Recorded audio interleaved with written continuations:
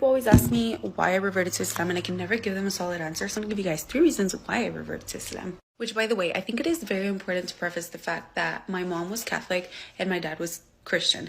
So I grew up with 2 completely different, not completely different faiths, but they were different faiths enough to get me confused.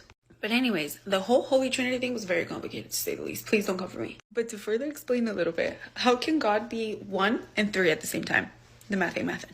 In Islam, there is only one God and one God only. Allah is one. Monotheistic, relating to or characterized by the belief that there is only one God, period. Moving on to reason number 2 is that the Quran has never been altered. In Catholicism, they would tell us that the reason why that the Bible was constantly being altered and changed is because times are changing.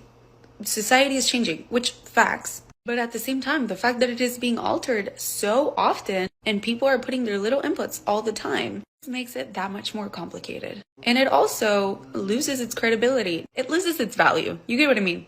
And the Quran, on the other hand, never been changed. The Quran has been the same ever since it was revealed to us. And to me, that's way more valuable and credible. And with that, I love that the Quran is so open to interpretation. And number 3, it's kind of random, but it is a huge reason as to why I actually loved Islam in the beginning when I first started learning about it. And that is Jannah, heaven. Hear me out. Okay, we have a guest joining us for the rest of this video, but when I was Catholic, I would literally lay at night thinking about the fact that if I went to heaven, I would have to live forever, terrified.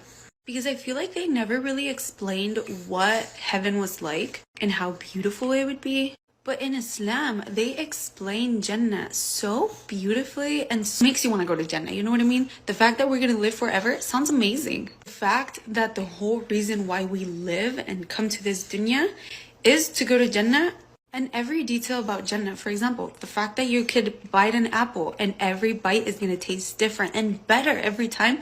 Like, that is just amazing.